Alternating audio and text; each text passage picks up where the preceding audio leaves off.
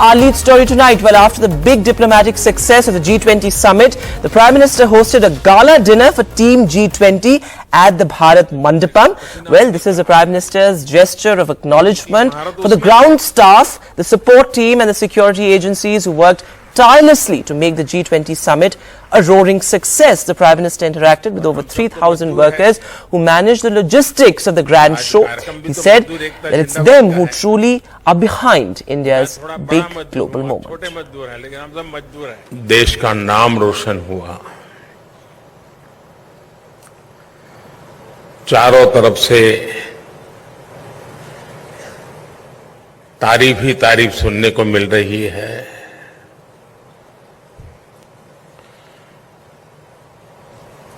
तो उसके पीछे जिनका पुरुषार्थ है, जिन्होंने दिन रात उसमें खपाए और जिसके कारण ये सफलता प्राप्त हुई, वे आप सब हैं। And moving now to what's becoming a diplomatic row. Well, 3 Indian martial arts athletes have been forced to pull out of the Asian Games 2023 in Hangzhou after not receiving visa clearance from China. The 3 women wushu fighters are from Arunachal Pradesh. Now, India has already filed a formal protest against China's deliberate and selective obstruction of sportspersons after Beijing denied visas and accreditation to the athletes from Arunachal Pradesh. Well, the latest in this row has been that Union Minister Anurag Thakur has now cancelled his visit to China, sending out a strong message amid China's notorious move. Akhilesh Sharma is now with us live on the broadcast.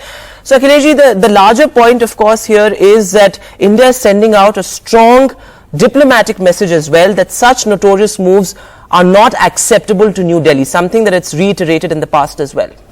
That's correct, Vedanta. In fact, India has made it very clear that this is a discrimination and this kind of discrimination will not be tolerated by India. India's MEA has issued a strongly worded statement saying that Arunachal Pradesh was, is and will always remain an integral part of India, and that is why India has lodged a strong protest also, and it has decided not to send Union Youth Affairs and Sports Minister Mr. Anurag Singh Thakur to represent India in this crucial Asiad Games. And of course, it's a strong message to China. It's very clear that India wants to say that, you know, you want to say that diplomacy is superior, but for us the sports is superior, and also India's integrity and sovereignty. So India has made it very clear, and of course the issue is very simple, that these 3 athletes from Arunachal Pradesh, they were given visas, but 2 of them could not download the visa, and 3rd one was asked not to go beyond Hong Kong. So China, of course, making it very clear that it does not want to welcome athletes from Arunachal Pradesh, and that is why India has lodged this strong protest. Absolutely, Akhilesh. And in fact, India has also made it very clear that this is against the very spirit of Asian Games and the fact that, you know, diplomacy and such, notorious moves cannot go together. Do stay on with us, Akhilesh, for the next big story, and that's a big political headline. Well, the BJP and the JDS have sealed their alliance for 2024. In fact, JDS's H.D. Kumaraswamy met Home Minister Amit Shah in the national capital. A larger political message, of course, also being sent. This as JP Nadda welcomed the Karnataka party to the NDA fold. There's so far been no discussion on seat sharing, but this has been in the works for quite some time, and a formal announcement welcoming the Karnataka party to the NDA fold. Akhilesh is still with us. So of course, Akhilesh, the fact is that there have been no details that have been shared as far as seat sharing is concerned, but this has been in the works for quite some time. The JDS also has been rather keen on coming to the NDA fold. What is the big political message here? Well, both parties wanted this alliance because they both need each other in Karnataka. We have seen in the recently held assembly elections where JDS was reduced to only 19 seats and with 13% vote share. In fact, in the last Lok Sabha election, JDS could win only 1 Lok Sabha seat out of 28 in Karnataka.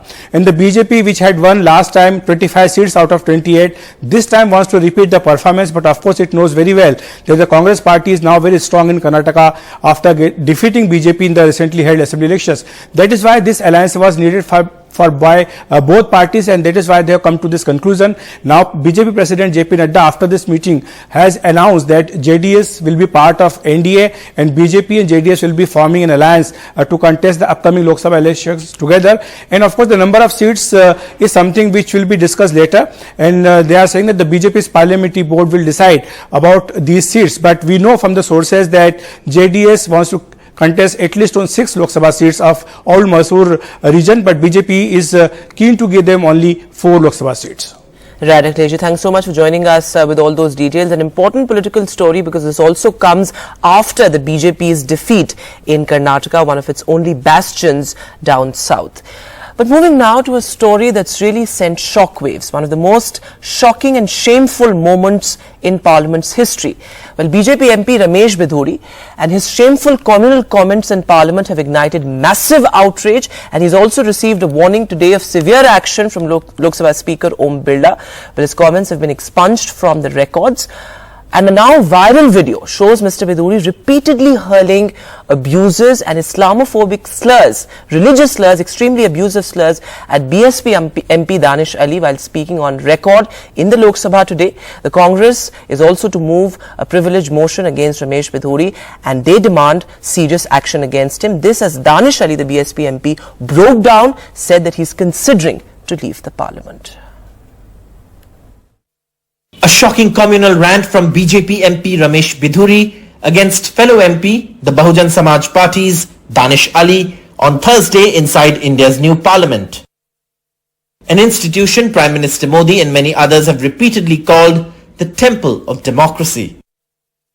The remarks were so vicious and Islamophobic, they cannot be printed, shown on TV, and have been expunged from the Lok Sabha's records. That were already deleted.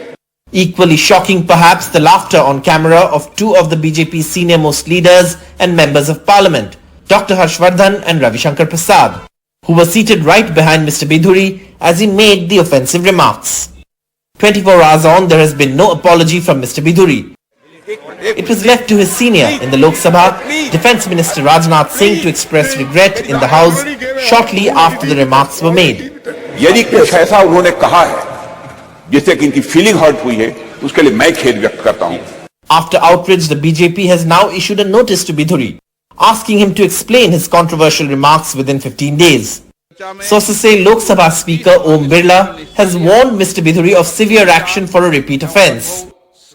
But this is not enough, says Danish Ali, who has written a letter to the Speaker demanding the matter be sent to the Lok Sabha Privileges Committee. सत्ता पक्ष ये करेगा, सत्ता पक्ष का सांसद ये करेगा, तो मेरे पास उस सदन को छोड़ने के अलावा और कुछ नहीं है. मानसिक स्थिति रात में दिमाग की नस फटने को तैयार थी, रात भर सोया नहीं.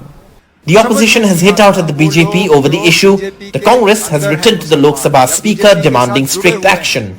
समझ में नहीं आता वो लोग जो बीजेपी के अंदर हैं मुसलमान या बीजेपी के साथ जुड़े हुए हैं, वो किस तरह ये बर्दाश्त करते. मैं तो बीजेपी के बाहर रह के भी मुश्किल समझता हूं इन चीजों को बर्दाश्त करना. इससे पता चल जाता है कि इन लोगों के मुसलमानों के तहत सोच क्या है, वो हमारे बारे में क्या सोचते हैं. शर्म आनी चाहिए इन लोगों को. लोकसभा में इस तरह की भाषा का इस्तेमाल करना, इनको हमेशा हमेशा के लिए पाबंदी लगा देनी चाहिए. पूरी पाबंदी इन पर हो जिससे कि ये चुनाव भी न लड़ पाएं. Former Union Minister Dr. Harshvardhan, who was seen grinning as Mr. Bidhuri was abusing Danish Ali, protested about being dragged into the controversy, claiming on social media he could not clearly hear what was being said. An NDTV Bureau report. But the India-Canada diplomatic row has also thrown up many questions on inaction on the part of the Canadian government as far as security threats are concerned. Well, we've seen multiple gang wars actually play out in Canada, and over the last 5 years particularly, India has also shared evidence on many terrorists with Canada, and according to Indian agencies, even now 21 criminals are wanted in India and they're living in Canada, but Canada is not acting on them. Here's a report detailing this gang war that's playing out in Canada.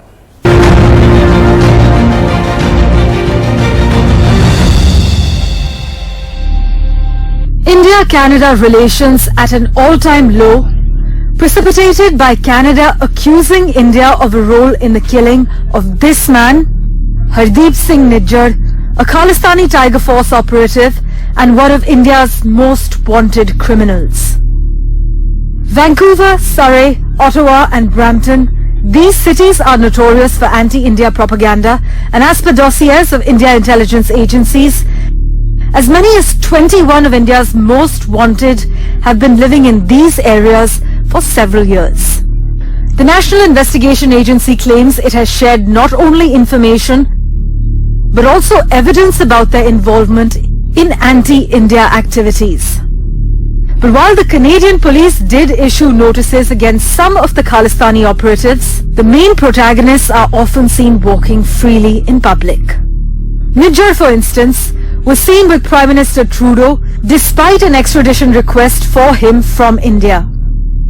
As for dossiers shared by India, there are extradition requests against Babbar Khalsa International leader Lakhbir Singh Landa and gangster-turned-terrorist Khalistan Tiger Force leader Arshdeep Singh, also known as Arsh Dalla. NIA had filed a charge sheet against both in July. There are also red notices against Goldie Brar, Malkeet Singh Fauji, Gurpinder Singh, Gurjeet Singh Cheema and Gurpreet Singh. In addition, Interpol's more informal blue notices have also been issued against half a dozen Khalistani gangsters based in Canada. NIA also alleges that the key organizations behind all these separatist activities is Sikhs for Justice, run by Gurpatwant Singh Pannu. Pannu recently asked all Hindus in a video to leave Canada and also allegedly threatened Indian diplomats. Also, according to the evidence collected by the Punjab police, it is Sikhs for Justice which is funding anti-India activities in Canada. 220 individuals or families in Canada have received financial assistance from SFJ in a few years. Another 178 individuals got 7.19 lakh rupees from SFJ activists. SFJ also carried out online propaganda, and action was taken by Punjab police against 142 websites and over 100 social media handles. Primary concern of Indians is safety and security of Indian diplomats and diaspora staying in Canada, because SFJ leader has been issuing death threats openly and Canada has been doing little to ensure the security of Indians staying there. Meanwhile, both the countries are trying to reach out to their allies so that they can project their side of truth and negate the other side. In New Delhi, this is Neeta Sharma reporting for NDTV. So, well, many larger questions still remain, and this as India-Canada relations are really at an all-time low. But one person who's been facing the music is Canada-based Punjabi singer Shubh. Now, he has offered an explanation as he found himself caught up in the Khalistan controversy. Well, his India tour was cancelled over a contentious map. Sponsors also pulled out of his tour, and here's what his side of the story is, because he's been facing a lot of outrage on social media as well. Canada-based Punjabi singer Shubh has offered an explanation as he found himself caught in a Khalistan controversy. I'm Arun Singh and I'm here to explain what the controversy is. And for starters, who is he? Let's dive in. Shubh is a 26-year-old singer who has ruled the global chartbusters list with songs like Checks, Elevated, Still Rollin'. Speaking of Still Rollin', he had planned a global tour by the same name, commencing it with India in September. But as he started promoting the tour, protests started to appear online and offline. That's essentially because of an Instagram story he had posted back in March this year. Punjab police were hunting for Khalistani outfit Waris Punjab the chief Amritpal Singh, and there were internet shutdowns in the state. Shubh wrote, "Pray for Punjab," but along with it posted a picture of distorted map of India. Now, as a result, Boat, an electronics brand, has withdrawn its support to Shubh. His tour has got cancelled. Inquisitive, the artist whose artwork was shared by Shubh, stepped in with an explanation. He said he showcased a policeman taking the switch out of the Punjab region. "My focus was to highlight the northern area to be intentionally dark and not lit due to the blackout," unquote. And now on 21st of September, Shubh chose to speak up. He says, "India is my country too. It's my humble request to refrain from naming every Punjabi as a separatist or anti-national." Canada-based Shubh's controversy unfolds against the backdrop of strained relations between India and Canada. That's all for now. This is Arun Singh signing off for NDTV. So, well, multiple angles to this huge diplomatic row. And now the story of a man who's truly lived a life less ordinary. Media mogul Rupert Murdoch has stepped down as the chairman of Fox News Corp at 92, and his son is set to take over. Well, Murdoch's rise has been the stuff of media legend, a man who has seen both glamour and controversy. And he's also shaped the media landscape for decades. Here's a report on Rupert Murdoch and his many contributions. One of the world's most influential media tycoons, Rupert Murdoch, is stepping down as chairman of Fox and News Corp. Murdoch, who's 92, will hang up his boots in November, and his eldest son will step into his shoes. Fox said on Thursday that Murdoch will become the chairman emeritus of both companies. His son is 52 and he'll become News Corp chairman and continue as chief executive officer of the Fox Corp.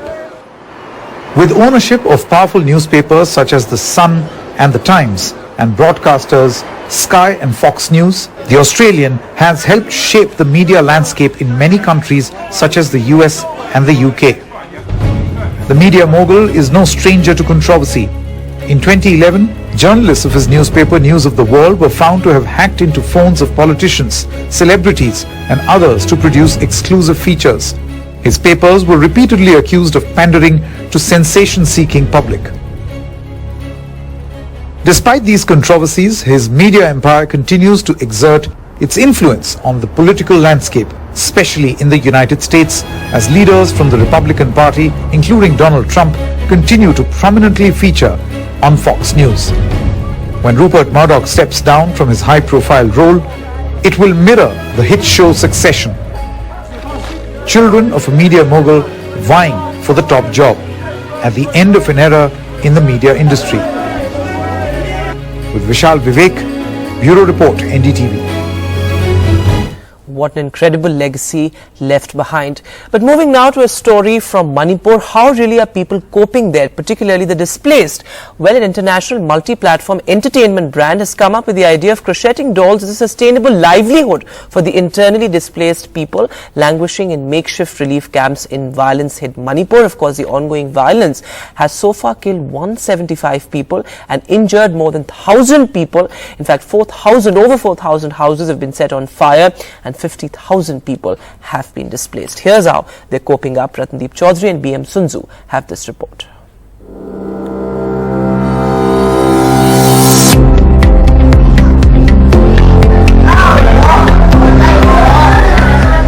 From despair to hope at the Khangawak relief camp in Manipur's Thawbal district that shelters 210 people displaced in the Manipur ethnic violence, many here are now learning amigurumi, the Japanese art of crocheting small stuffed toys.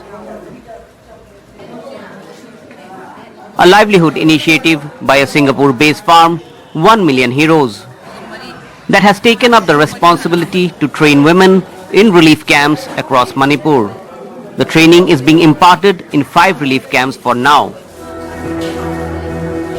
36-year-old Laishram Geeta Laima, mother of 3, had to flee for safety when her village in Kakching district was attacked by armed miscreants on 27th of May.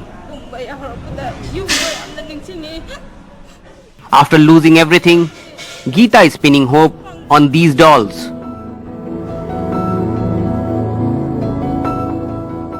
Koi sisda relief camp sida lakjaw matamda akoi se thabak sumham nomham zo leitaba adagi angang nubi chen manina thabak inkhang sunangai su leijataba adu leijataba sida moi live tv saba singje laaga akoi se. The training teams of the Singapore-based farm have been visiting relief camps in Manipur, training interested people and providing them with templates and raw materials since August. At a time when bitter memories of loss and violence has taken up space in the lives of the displaced people in Manipur, doll making is also helping improve mental health. The violence started in May and I was in Singapore. I was living in Singapore and we wanted to do something back home, so that the way of life for people back home are able to sustain. The trainees in Manipur relief camps only have to make the dolls. The rest, including supply of the raw materials, marketing and even sales, is being taken care of by the company. With BM Sanju in Imphal, in Guwahati, Ratndeep Chaudhary for NDTV.